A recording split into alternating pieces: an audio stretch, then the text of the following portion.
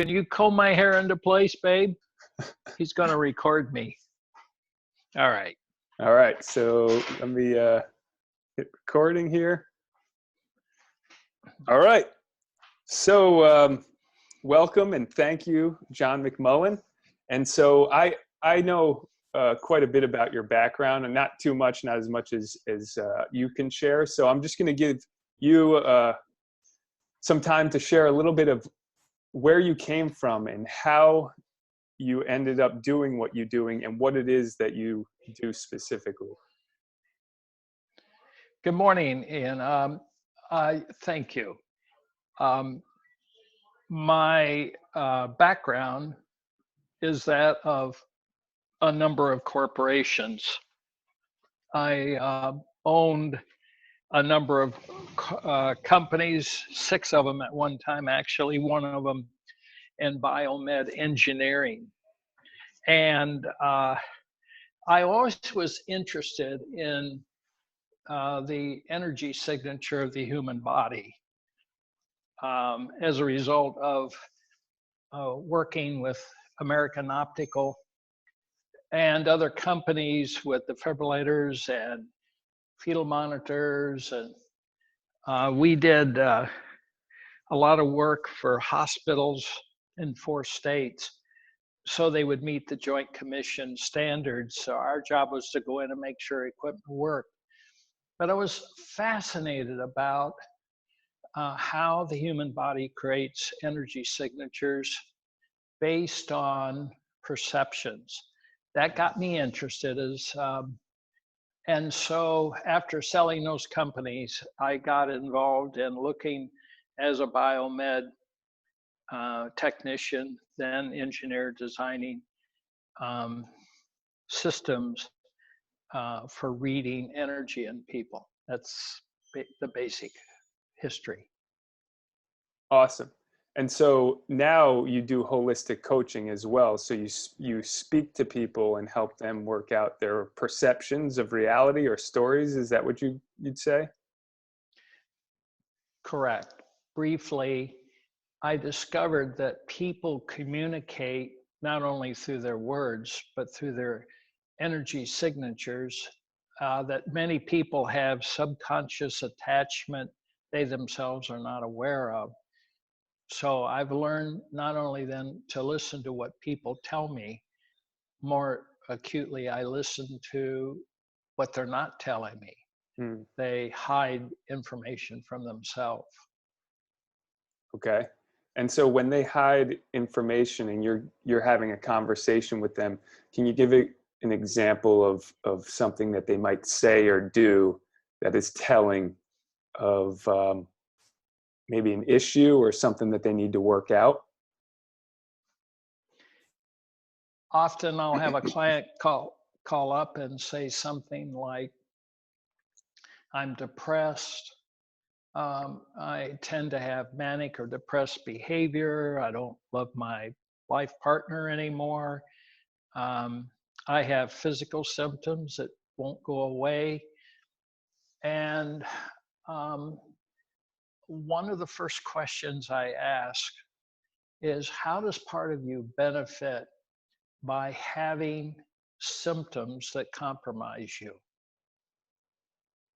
Many of us, I believe, are not aware that we all are martyrs, and we benefit by punishing ourselves or other people. We don't realize that because it's reactive and we've adapted to it. But I would say one of the most significant parts of your question is learning how it is we use our body parts and punish them for not meeting other people's expectations. Okay. And how do we peel the layers? How do we peel out the layers of the onion to get to that realization that they are injuring themselves and they are maybe causing more harm through this perception or story? One of the interesting aspects of adaptation is learning to justify or rationalize. So someone might say, I um, I have a broken heart, and somebody did this to me, not realizing we break our own heart and blame someone else. Right. S- my immune system, it goes on and on. For me, these symptoms are just that. They're not the issue. Your question, how do we get to the issue instead of the symptom? Is that correct? Yes. First, through the recognition that what people tell us are symptoms, whether it's behavior, physical experience, the emotional, mental, physical, spiritual, or intuitive aspects. Many people compromise intuition because it's a source of information the human ego filters out. So the question at hand is, if someone says, I don't like my spouse, my response is, what if you discovered you don't like yourself about your experiences of your spouse? So that they start looking inward rather than outward Mhm. for what disturbs them. Great. So yeah, one of the biggest things about this book is going to the root causes of the symptoms and trying to fix it at the source. And so would you say that the source of most issues is an inner problem, even when it comes to physical healing, like someone with an injury? Actually, you're talking about your book, Right. and the title of your book is. Healing hacks. Yeah, I love the title. Yeah. That's beautiful. Um, yes, hacking has an implication that there is covert stuff going on. Right. And so that's correct. I perceive that when the body is out of balance energetically because of its belief systems, we actually overactivate some glands and organs, underactivating others, as an acupuncturist would tell you. My job is to use my intuition and ask the body to tell me what parts are over or under activated as a result of a belief system Mhm. that somebody is hiding from themselves. Right. So the short answer to your question is, if I try to use logic to solve the riddle of logic, it doesn't happen. If you try to use emotion to solve the riddle of emotion, not going to happen. Through using intuition and reading the energy signature, not only of the voice that someone's talking to me, but their field, their etheric field, Hmm. just sense it. And or to say it another way, many people would say, my gut says something's not right, or they don't feel right in my heart. They're actually using their body as a feedback loop to the intuition I just talked about. Okay. And can you explain a little bit about the etheric field and how? So when you're speaking with somebody, you're reading all the signs, like you're hearing the voice, you're looking at the energy that's coming off their body, and kind of maybe reading the, um, like if there's, I don't know how you'd explain it, maybe like an imprint on the energy signature that could be caused by trauma or something. Is that a good way of explaining it?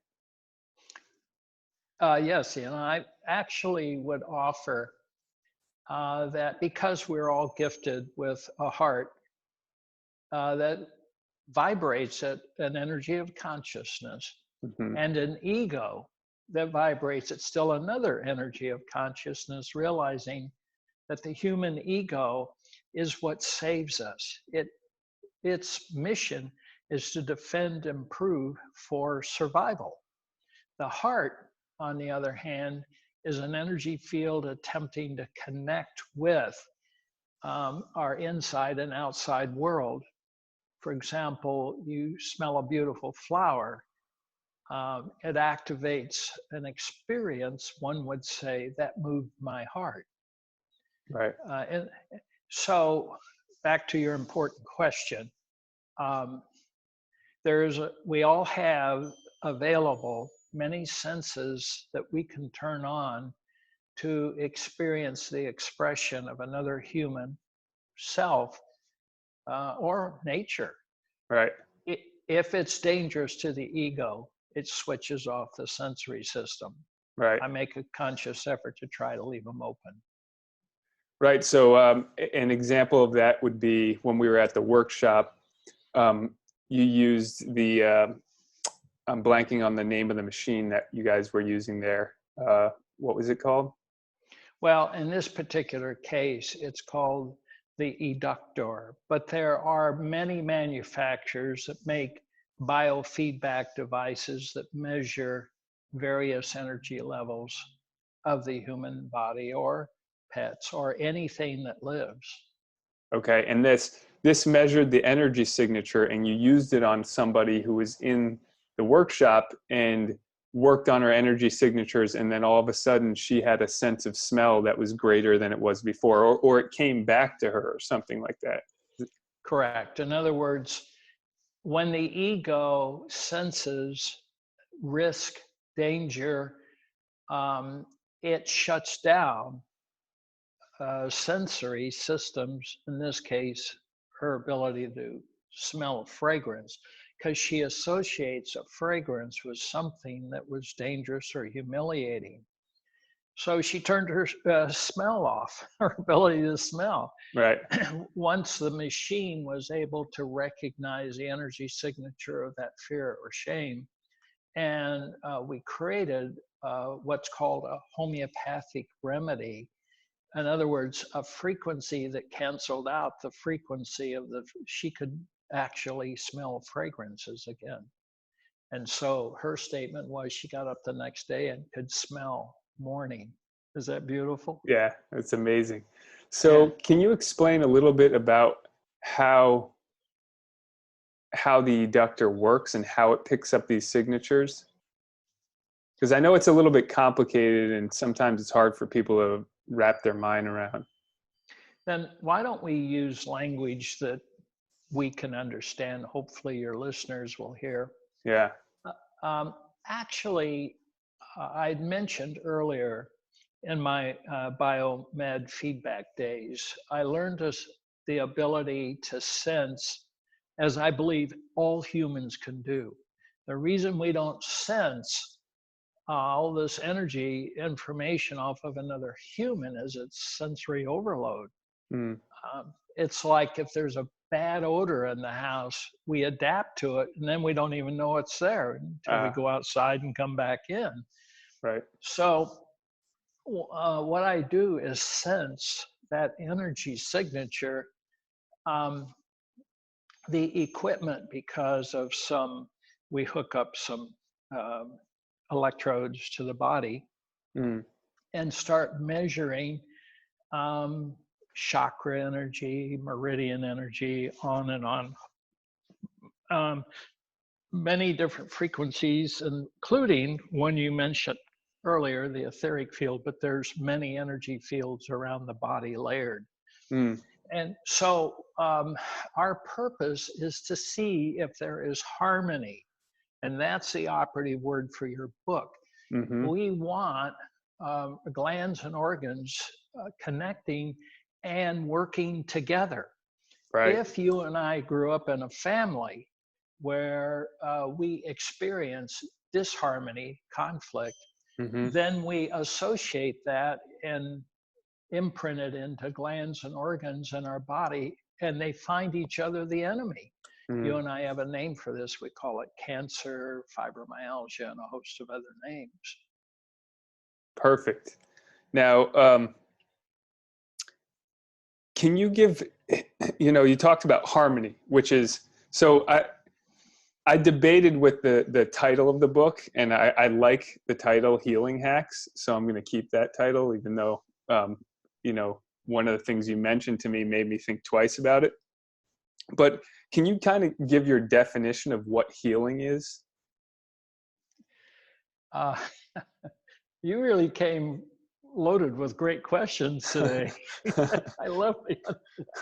Yes, healing has an assumption of wounding.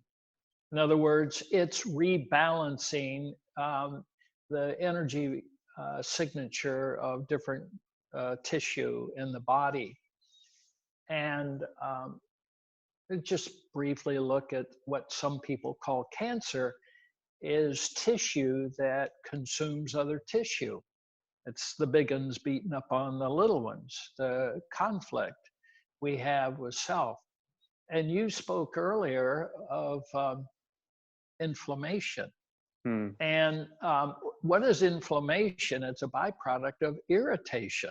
Hmm. So if we have parts of our left and right hemisphere of our brain conflicted, or we have parts of our body or ourself related to someone else irritated in conflict with another human, then comes the inflammation. And of course, inflammation creates all other kinds of problems, including arthritis and a host of other challenges. So healing is a process of bringing the body back into energetic balance and not forgiving other people, but forgiving ourselves for beating ourselves up or trying to beat other people up or get them to beat us up so that we matter. Hmm. Forgiveness is forgiving our perceptions, not other people. Powerful stuff. Well, it Okay. is for me. It is for me. Yeah. And would you say that these irritations and these, let's say, emotions and feelings that cause inflammation are lower frequencies or lower consciousness? Is that a way you could maybe state that? And that higher frequencies and higher consciousness stimulate healing? From a scientific notation, we speak of alpha, beta, gamma, and many other frequencies that occur in the body. That low frequencies are bad, high frequencies are good. But actually, the piece I would invite us to consider is harmony and harmonics of a base frequency. So we actually stimulate consciousness, many people would say, through a higher frequency. What I would say is that we create a harmony with the vibration of our body that allows us to become a witness of, as well as a participant of life. Therefore, we have choices. But if our at a lower frequency, we fight, flight, freeze, or facade, we either attack or hide. Mm-hmm. Those frequencies are actually imprinted into the not just the human body, but the auric field around the human body. Mm-hmm. And so we become hyper vigilant, and you would call it exhausted adrenals, maybe a hypoactive thyroid. Mm-hmm. There's many consequences to how we experience who we are in the world.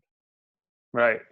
So say there's somebody who has a joint issue, like say their shoulder is bothering them for a long period of time.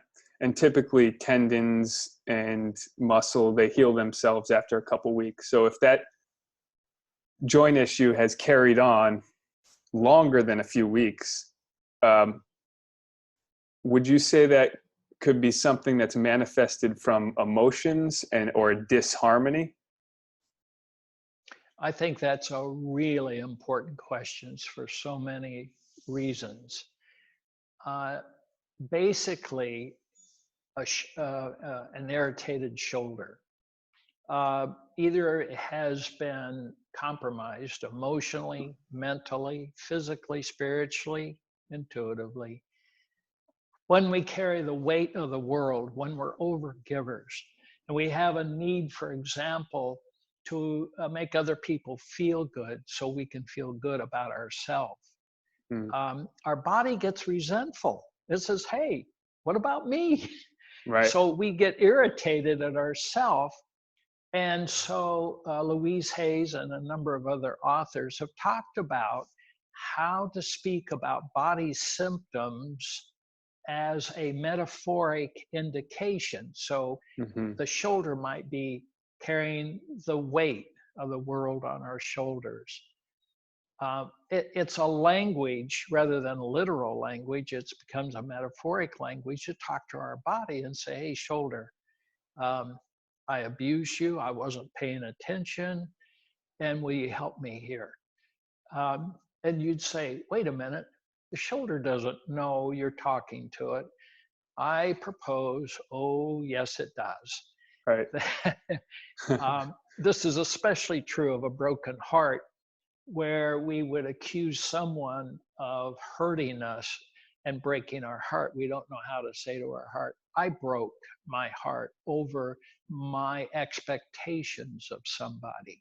Hmm. So learning the language of metaphoric discussion with the heart creates a new frequency and opportunity. Otherwise, we go on having a physical therapist or a chiropractor or some other allopathic person continually trying to massage or put our shoulder back into place. And the real question I have is, why are we not working on the issue instead of the symptom? Perfect. It's kind of like, I don't know if you're familiar with Dr. Sarno. I don't know if we ever spoke about that, but Dr. Sarno was a surgeon. And after about, I don't know, 20, 30 years, he called up all his patients and he asked them if they still had back surgery after the surgery. And he found out that they all had back pain for the most part. And he changed his career essentially and started treating the emotional issues with the back, and then their pain was gone. And so this is in the direct connection with what you're talking about. My wife, his brother is an MD, PhD studying the psychosomatic experiences of surgery. And if we really sit back and look at surgery, is there a time and place for it? Of course there is. How then do we reconcile wounding the body in the effort of healing a wound? Mm-hmm. The knife surgeon, the scalpel of a surgeon cutting tissue. Um, it cuts through energy fields, it cuts through meridians and how the cells talk to each other. They Mm-hmm. have to adapt to that. So, is there a place for surgery? Absolutely. Is there a place where some kind of physical intervention requires consciousness for healing? Uh, briefly, very briefly said, many people with scar tissue come to me with keloided tissue, and I'll actually ask it to tell me the emotion it's holding on to. Mm-hmm. And then once I ask them to identify the emotion of the wound, it's often not what we think it is. Right. Then stretching the tissue horizontally and vertically, we actually allow blood to circulate into that scar tissue. And all of a sudden, it's not white, it's pink like the rest of the tissue in the body. It's amazing. Oh, wow. That is amazing. And there's some of the newer research showing that the more you've had surgery, um, basically your life force energy, the more you've had it, the more of your life force energy goes down, and like dementia and all these other ailments go up. Um, and that's why part of this book, not part of it, this whole book is about healing naturally at the root cause, so we can avoid some of the bigger cut, slashing, and burning, which is the typical mode nowadays for within the medical community. It's like, chemo, um, surgery, and radiation, or something like that, or MRIs and etc. So Well, that, if I may briefly, Dr. sure. Randolph in Cincinnati, and all of his studies, I mean, works all over, not just the United States, witnessing their research on how many people are actually compromised because of back surgery. Um, and I think it's important for you and I to do a disclaimer here. Are there times when the intervention of surgery is called for? We're not doctors. The answer, of course, is yes. The question that you and I want to ask is, what did anybody bother to resolve the emotional attachment to the wound in the first place? Did anybody bother to go through a process of reconnecting the energy of the body that was separated? So Right. a lot of people talk about miracle healing through touch. What I would really say is we re-energize functional energy into that part of our body. Mm-hmm. And would you say that's the power of something like a meditation, is you're actually drawing in this energy into your body to stimulate healing? The answer for that question is yes. And that brings us back to a question you asked earlier regarding how does the adductor, excuse me, or other pieces of equipment work. I'm going to use some language that's a little hard to embrace because it is not, they're not words of the allopathic healing per Mm-hmm. se.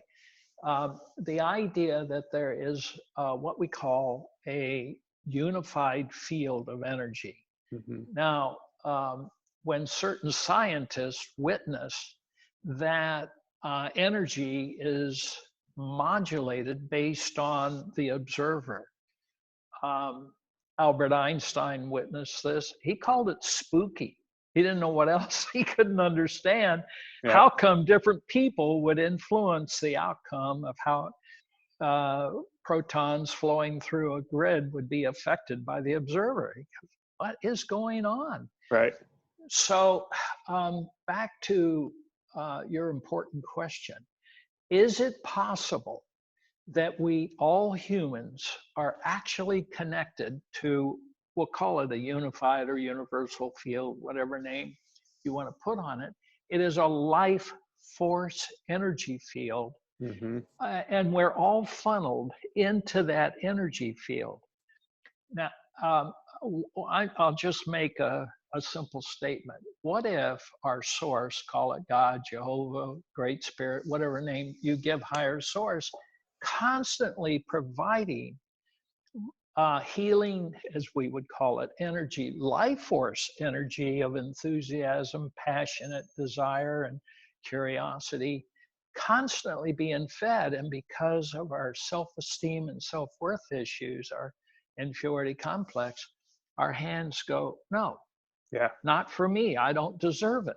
Right. And then we wither away. We begin atrophy and begin to dissipate. Yeah. Interesting possibility. Yeah. So would you say another way I've heard it said is things like resentment, anger, guilt, shame actually block us from the spirit of the sunlight of this higher unified field, God, whatever you want to call it. And when we work through these issues and remove these blockages, that we are now connected with the source, and then therefore we can stimulate healing. And somebody like David Hawkins' work said healing happens at like the level of joy. So when you feel peace and joy, you start to stimulate or connect with that unified field at a different level. Yes, much of his writing and teachings, much of which I agree and some I disagree with because Right. I'm immortal. Right. I would offer this. Actually, we live in what I perceive as a duality world, and that we learn from the shadow and enjoy the light side of energy. Mm. Many people hide from the ego, hides from shame and fear and what threatens us or what shames us. But in truth, we learn more from our challenges than we do from pleasure.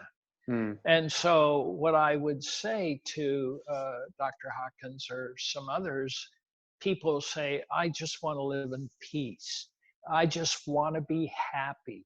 And Mm-hmm. what I reflect to them is, well, then how do you learn? Right. If you live in this world of no challenges, how do you expand consciousness?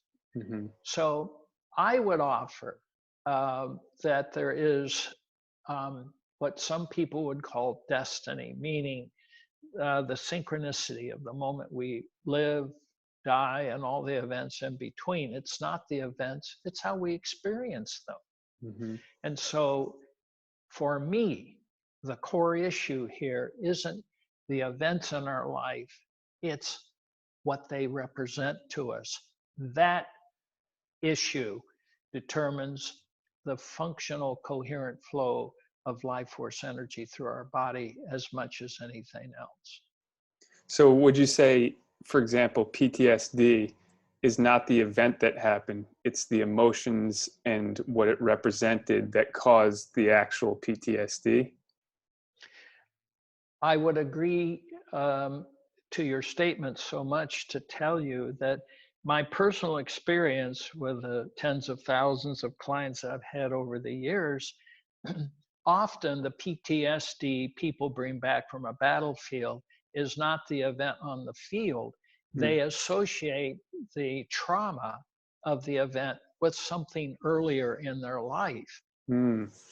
So, personally speaking, I have witnessed people lift themselves out of the abyss, not working on the event they thought put them into paralysis or a hypnotic stupor, but an event earlier in their life. They used this disassociation as a tool to hide the experience of trauma.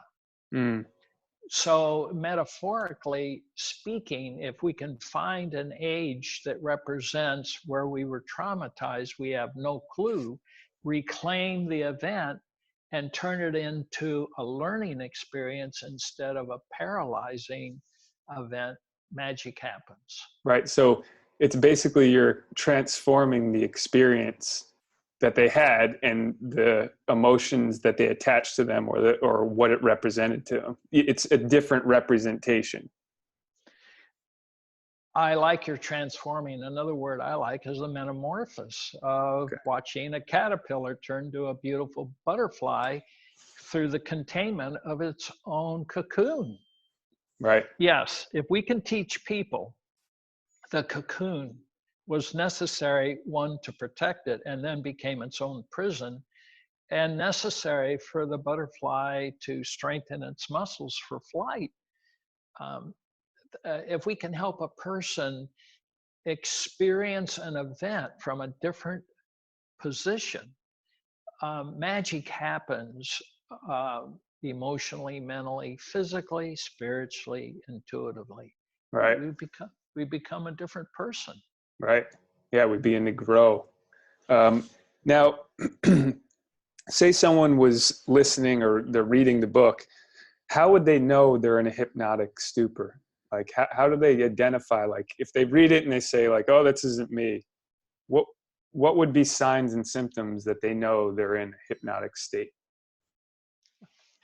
Well, I don't know how to prioritize your questions because they're all so important, this being one of them. The way I heard the question is, how do we know what it is we don't know we don't know? I was so fascinated by your question. I participated in a doctoral program of hypnosis, which required participating using hypnosis not only for clinical but entertainment to witness the power of suggestibility. And to answer your question, I would project the possibility that almost everybody spends almost all their life in hypnotic stupor if it's defined as fantasizing, daydreaming, not focusing, not experiencing, um, and on it goes, because we all wrap a cocoon around us to protect us from what it meant to be an infant and toddler about at risk. So waking up out of a hypnotic stupor is so hard because all of a sudden you begin to experience life, not only what we see, smell, taste, hear, feel differently, but all of a sudden we open ourselves up to an overload of sensory that we had shut down. Mm, And in a paradoxical way, it puts us back to sleep. right. So that's why waking up is a process. And um, and back to your important question, how do we know what it is we don't know Mm, until we sense what it is not to be in a hypnotic stupor?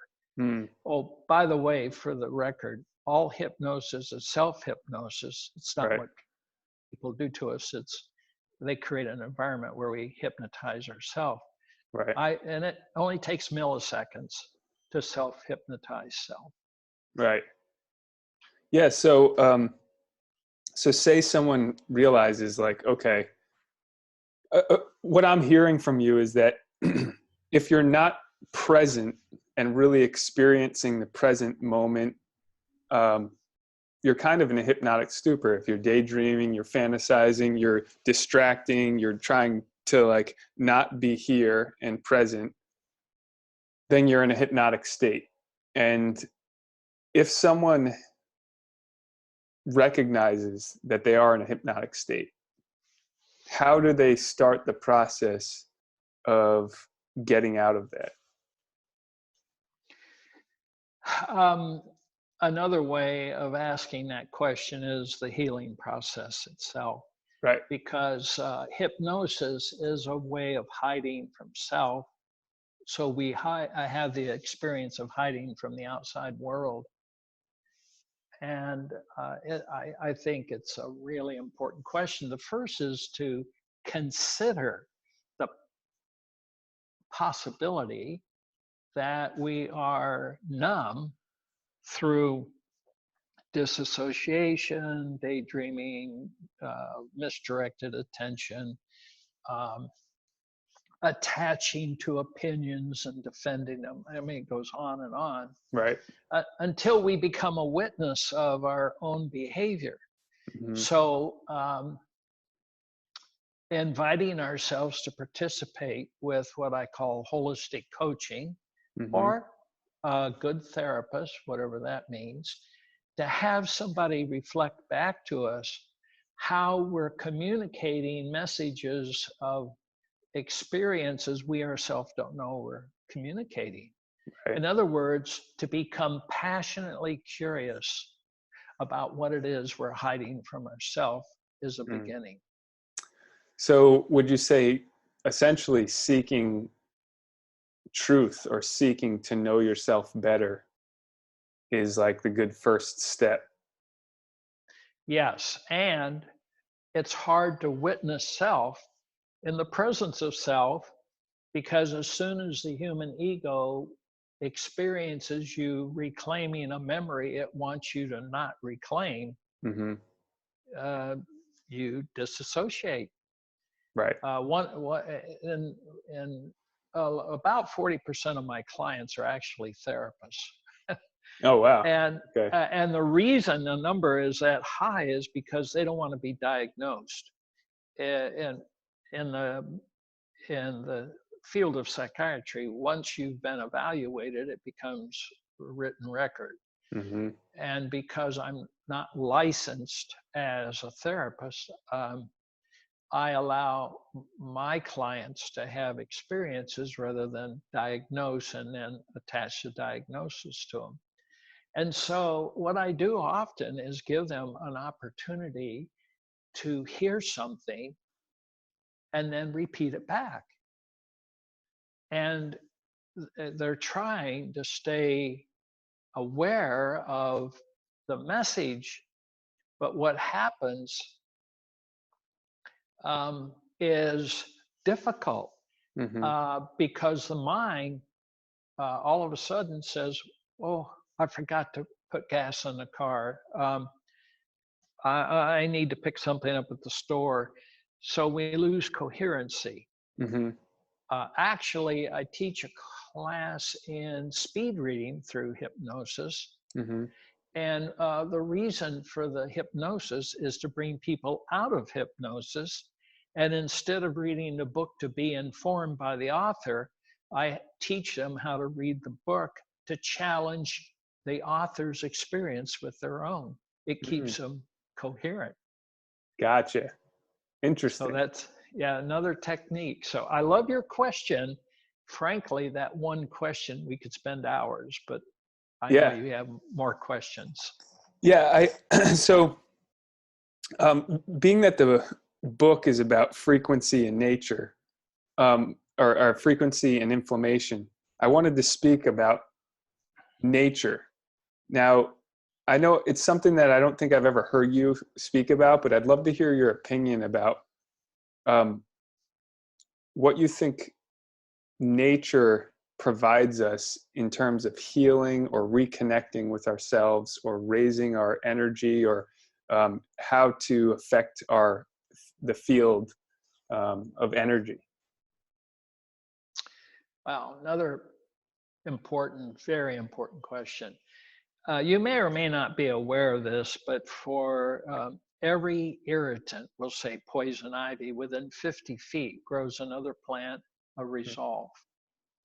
And nature has that polarization for us. If we just have the awareness of what is the expression or vibrational energy of a plant, many people are aware of a research program in the late 50s where they actually attached electrodes to plants thinking they could use them as a feedback loop, only Yeah. realizing it bombed, didn't, until they all of a sudden finished and started to tear the plants out, and then they went wild with a Yeah. message. So Baxter. do yeah, Yeah. so it's true that all living things have a level of consciousness. The Yeah. question at hand is, are we present, sensitive, aware of the message that all life has to send to us? Mm-hmm. And when we're busy with our own world, we're not very interested in witnessing.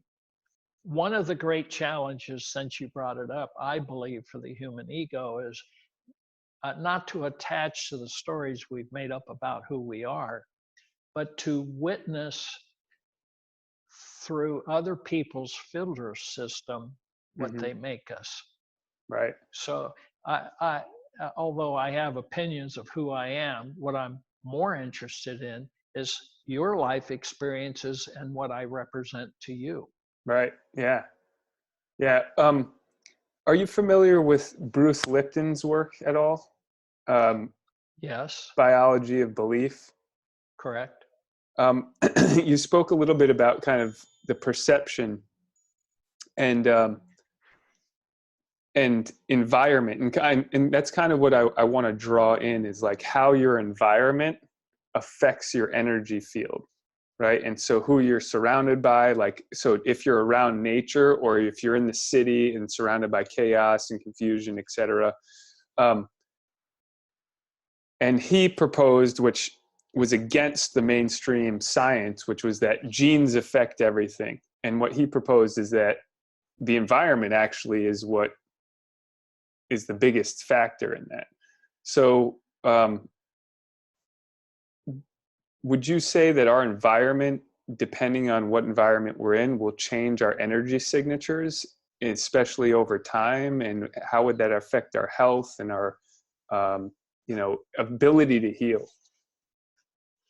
Earlier, I talked about adaptability, and people in New York adapt to noise. Mm-hmm. Uh, in a way, in the country, you and I listen for crickets. Yeah. It's uh, it does our environment influence our well-being, and in shades of gray, absolutely. As you well know, our DNA is made up in a helical format. The most efficient antenna that man has ever designed to track satellites is a helical antenna with a parabolic reflector underneath it. Mm-hmm. And you and I actually have tuned our helical antennas, our DNA, to the energy of self and the outside world. Mm-hmm.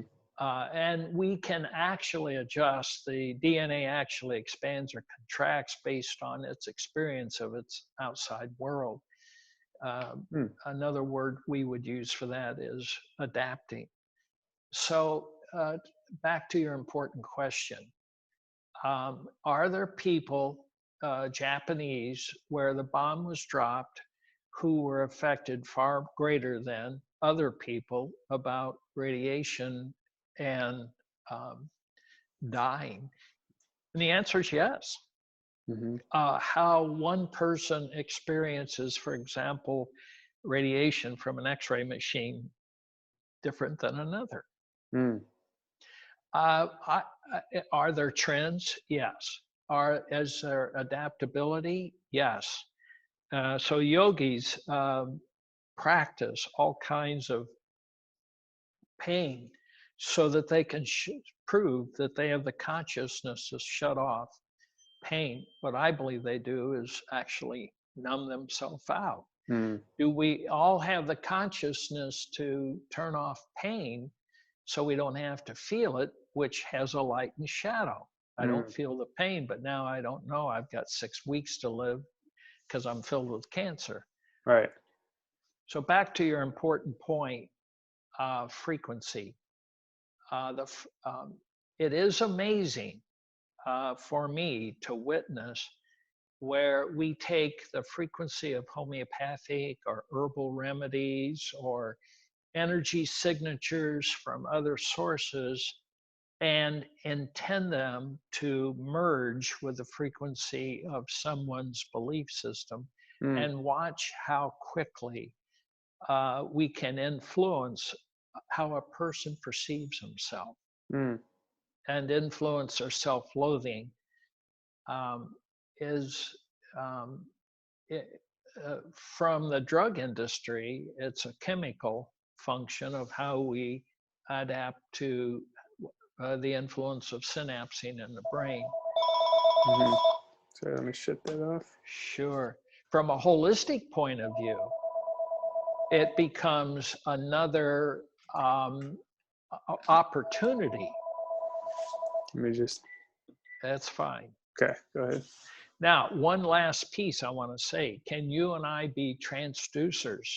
Can we actually create a frequency of vibration with another human that opens a heart? Mm. So since I had the privilege of having you participate in the class as a teacher, that's what I call everyone that thinks they're a student. Right. I got to witness the vibration of your beliefs when I would expose you to certain information. Right. And then I would transmit in my mind or in my heart a frequency that would help you perceive a different view than previously experienced. Mm. So are And we how do you, actually, we're body electrics. We think we're physical beings, but we're body electrics. Go ahead. I'm sorry for interrupting. no, that's a perfect way because part of the book we're talking about frequency, but how we are electrical beings. And the food we intake, if it's electric, it feeds us and it nourishes us and it helps our consciousness. Whereas if we intake things that are dead and maybe processed and have no nutrient value, that the electrical interaction is not going to be the same. And then we're going to wonder why we have low energy, why we feel bad, why our immune system is lower. And so my next question for you is, if somebody is looking for emotional, physical, or healing just in general, or a better way of putting it, like we said, is they're looking to harmonize or be in harmony and away from dis-ease and discomfort. What are some of like the lowest hanging fruits that they can pick from that you might recommend? Something that they can maybe even do right now to kind of stimulate that process. Good question. Um, Before I answer your question, the body electric, as we spoke earlier, is an interesting phenomenon. Watching how the 10 microvolts of energy applied to the SA node can cause the heart to function very differently. Mm. And that comes from brain.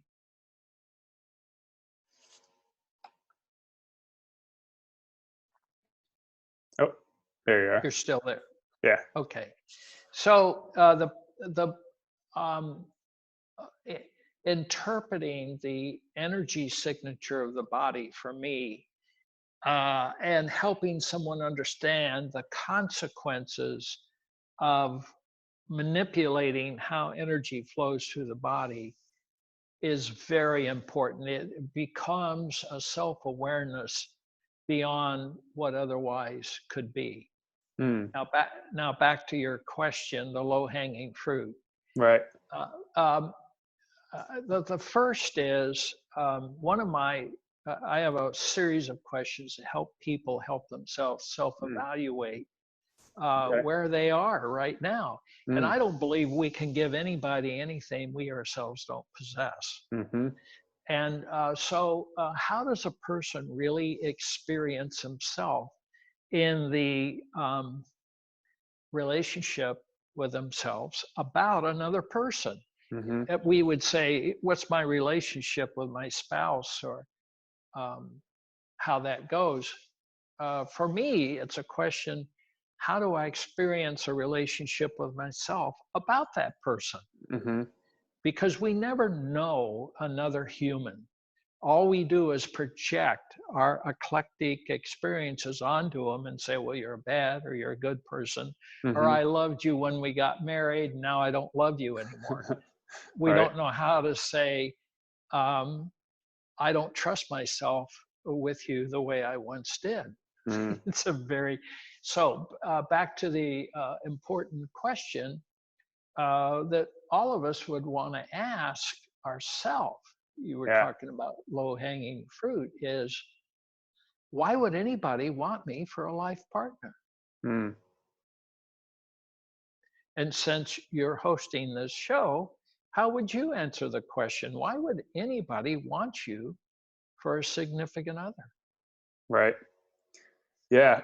This is one question that I've thought a lot about, and every time I answer it, it's a different answer. But but that's the evolution, I guess. It's the growth. And so when I respond to that, um, I start to think about the things that I do that can be improved upon, and think like, well, maybe they wouldn't want that in their life, and maybe that needs to change. And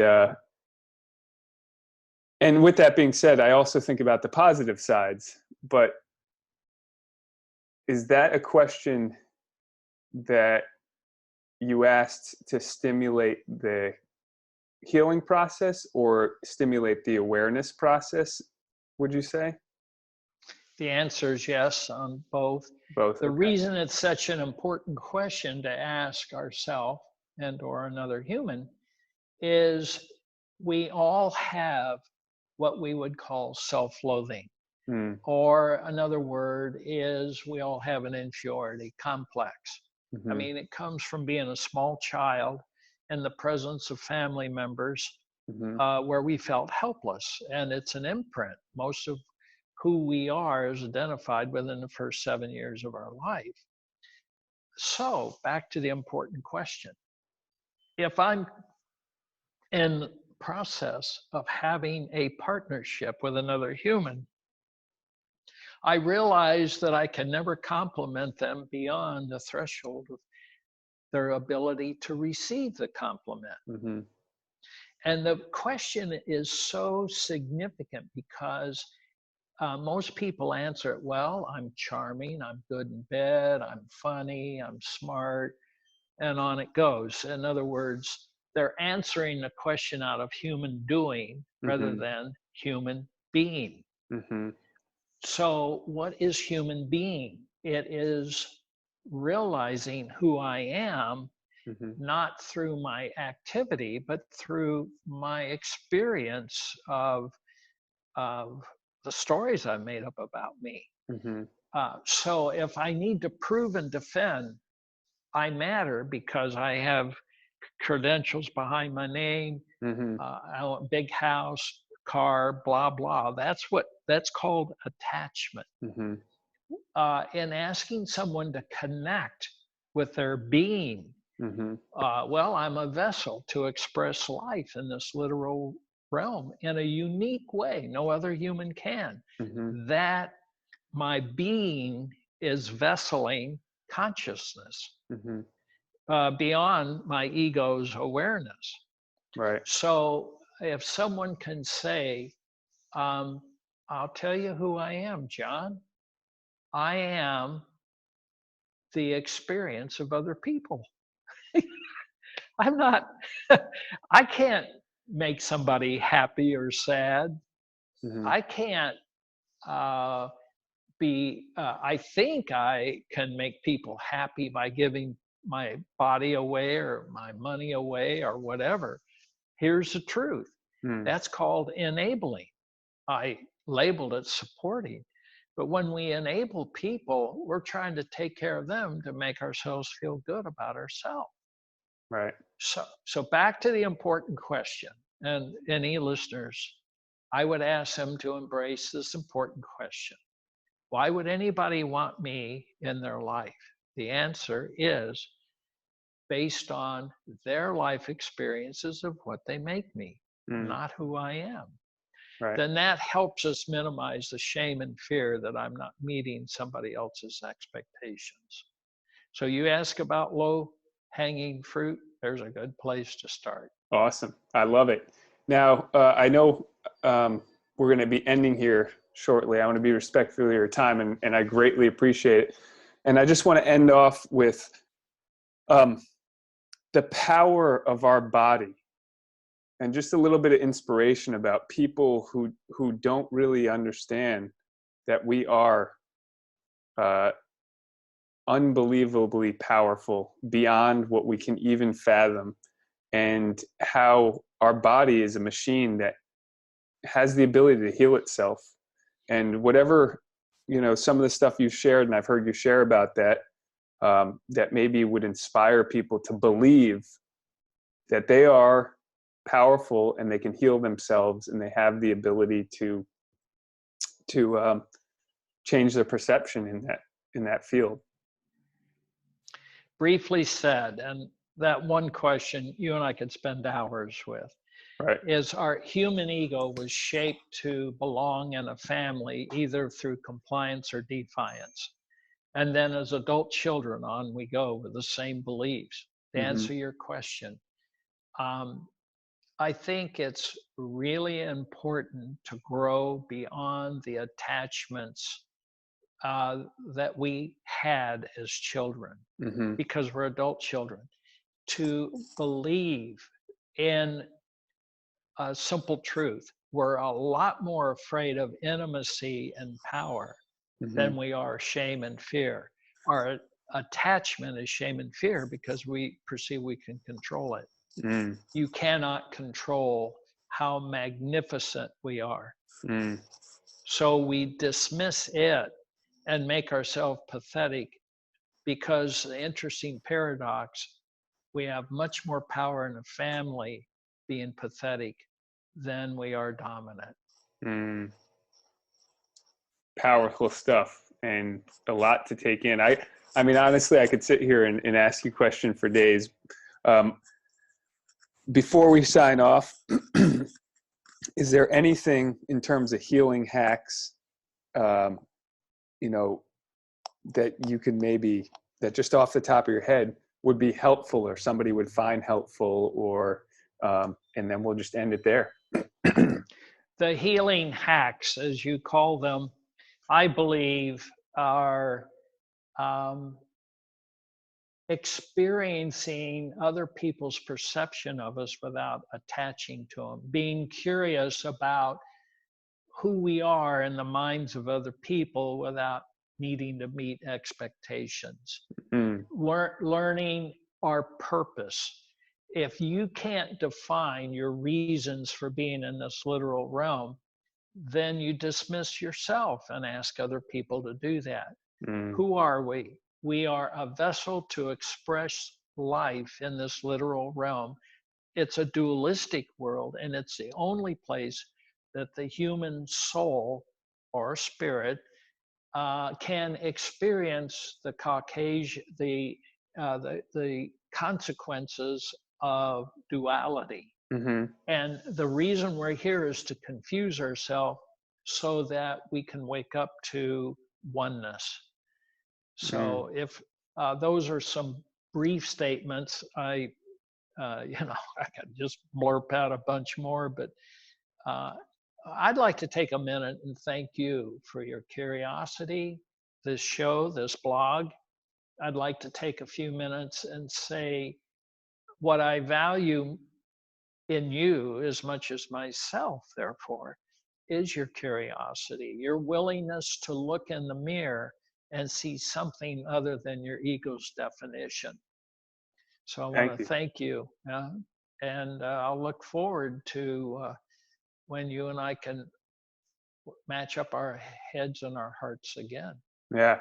Yeah. No, I really appreciate it. And like I said, I could sit here and talk to you all day, but that's what the workshops are for, right?